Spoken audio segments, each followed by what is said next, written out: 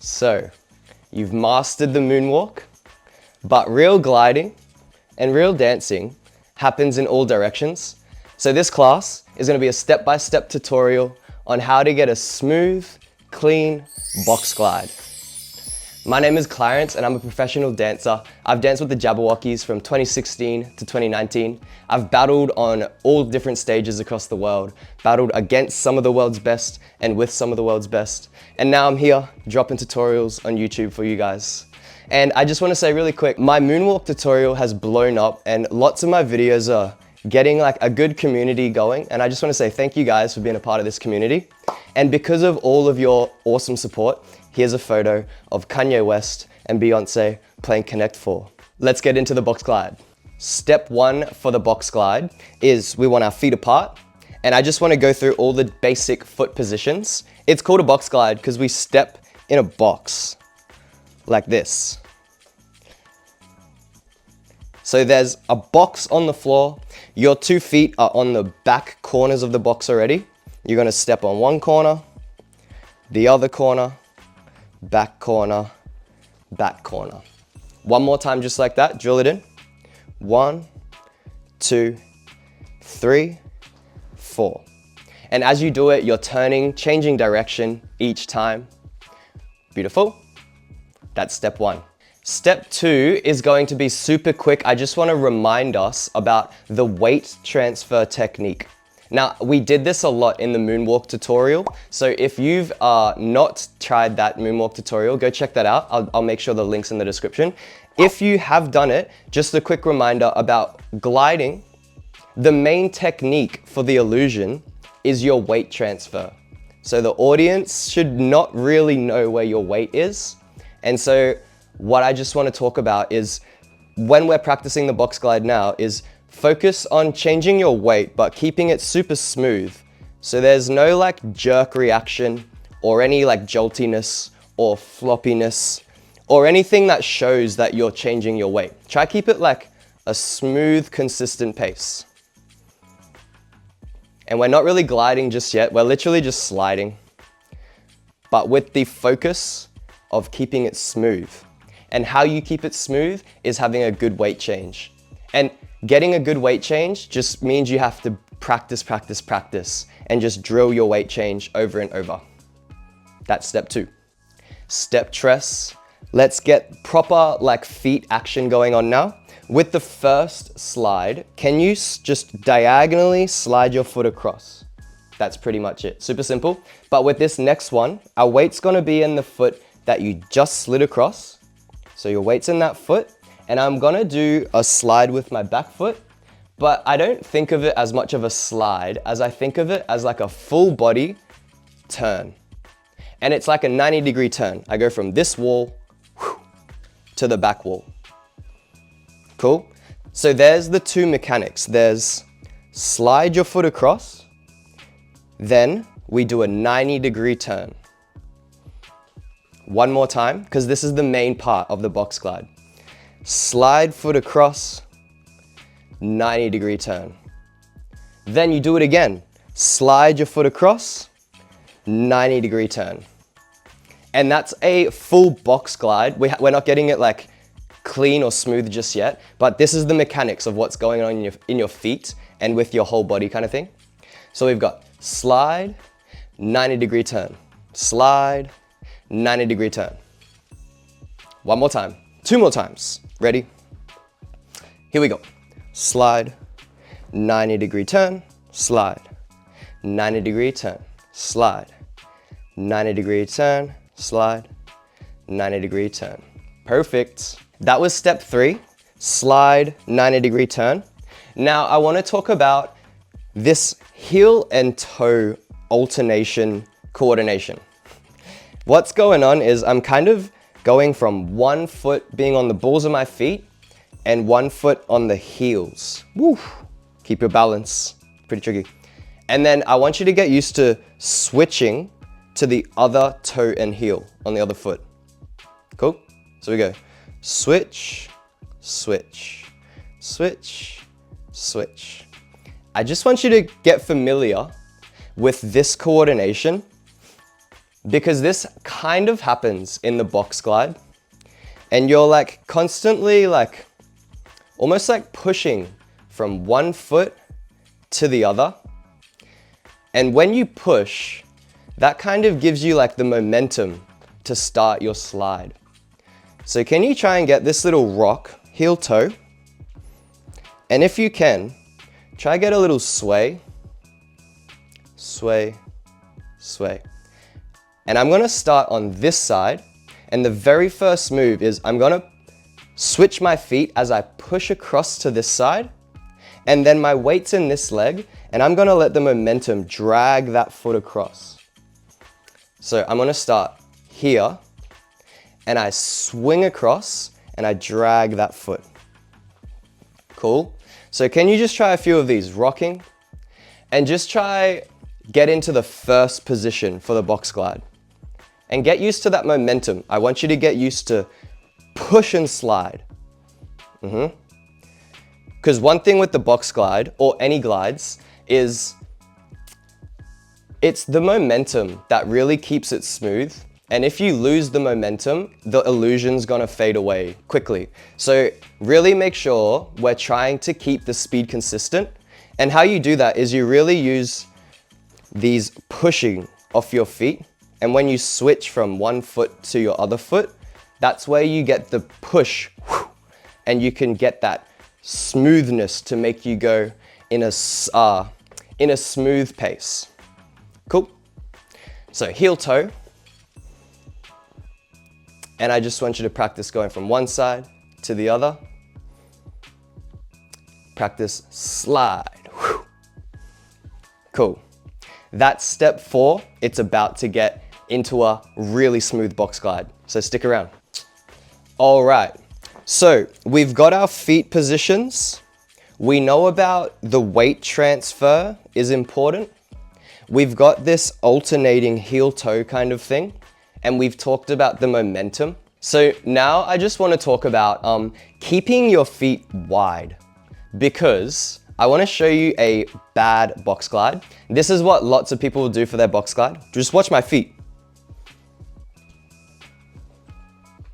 People who haven't actually practiced or learnt the box glide properly will do their box glides like this, where their feet are like really small and they're almost like tripping on their feet, it kind of looks like sometimes. We don't want to do that. I'll show you one more time the bad version. That's not what we're doing. We want to keep our feet wide, and they want to stay that wide the whole time. So I'll show you a box glide with my wide feet.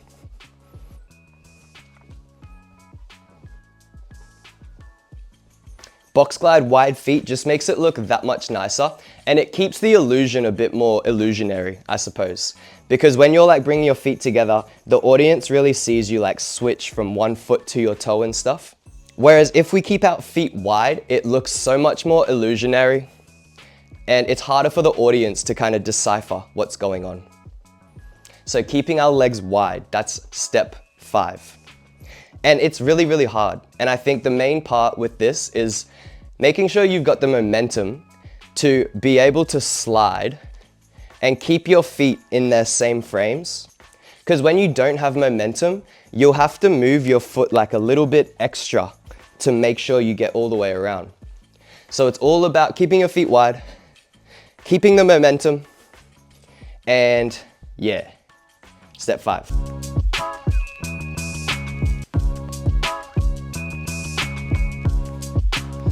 All right, step 6, this is the last step, and this is gonna like really bring it all together. This step is all about the weight transfer, but it's not just simply weight transfer. I wanna talk about making the transfer as snappy as possible, because that's gonna help with your momentum as well as keeping it illusionary. When you have your weight transfer, that is the point where you can push to the other leg and continue the momentum. Like how I was talking about, how we're like pushing and sliding. Every single time I transfer my weight, I'm making it quick so I can push into the next glide. But when you practice and make it smooth and smooth, the quickness won't look out of place. So it still keeps it smooth, but you need to focus on a quick, snappy transfer. And you want to imagine like the force, or you're pushing, push, and that force of pushing off is keeping the speed and keeping the momentum of the box glide.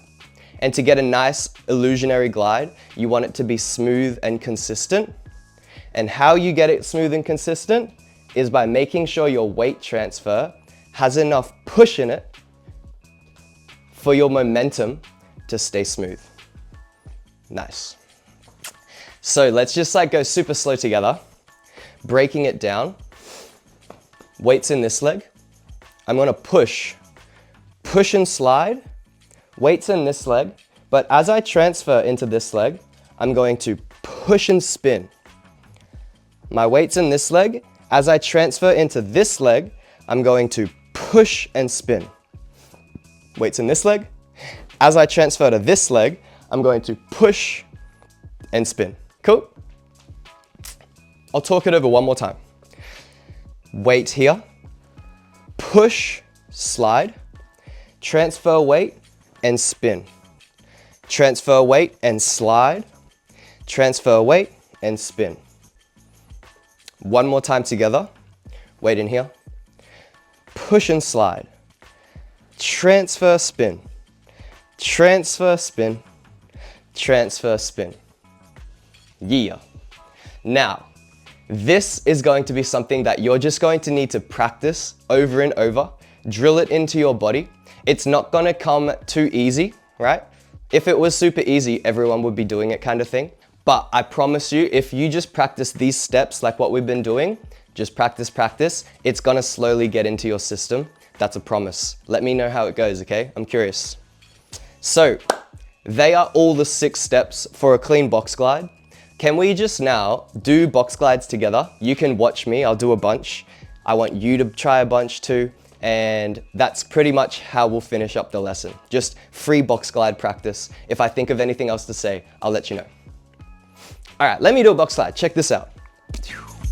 Oh my gosh. Now I gotta talk about that. Okay, so just then what you saw was like my weight, my balance fully just messed up. And another thing about gliding is you're having to balance on the balls of your feet a lot, kind of thing. And while we're here, actually, I'll just talk about practicing that balance. What you can do is, if you ever have something to hold on to, I'll just hold on to this pretend curtain. Balance on your toes, find your balance, have your arms out, and just focus where your balance is. Where's your upper body? Do you need to turn your core on? Do you need to stand up taller? Or do you need to like bend your knee a bit, lean forward a bit? Who knows? Find your sweet spot. And then, like that, if you lose your balance, that's totally fine. Once you find your sweet spot, I want you to slowly practice taking the hand off whatever you're holding and just hold it there for as long as you can. Fall out of it, all good. So that's how we practice balance. Just do that over and over. Literally, like hold on to something. When you find your balance, try to slowly take it away and just do that. Drill, drill, drill. Another thing for good balance is getting good calf muscles, doing lots of calf raises too. I know when I was doing ballet classes like this, they would kill my calves. And I honestly think most of my calf muscle tone is from taking ballet. Because I feel like most of my dancing usually doesn't use my calves that much, unless I'm jumping or something. Calf raises, calf raises, and balancing with holding something and slowly letting go, that's gonna get your balance up, okay? Okay, back to free box glide practice. I'll do a few, you do a few, let's go.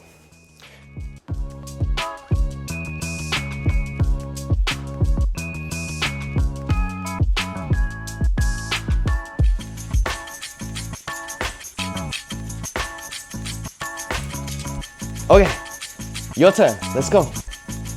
Box glide.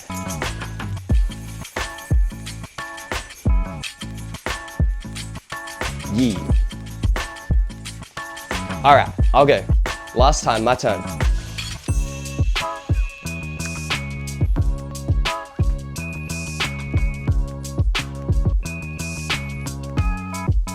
Your turn.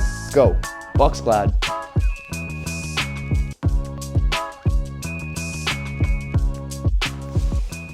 All right, everyone. That's how you box glide, step-by-step tutorial. There's a video next to me on one side or the other. If you're curious about more online body control dance classes, check out my website. His real name is Clarence. I'll drop the link in the description. Thank you, everyone. Peace, love. Catch us in the next one.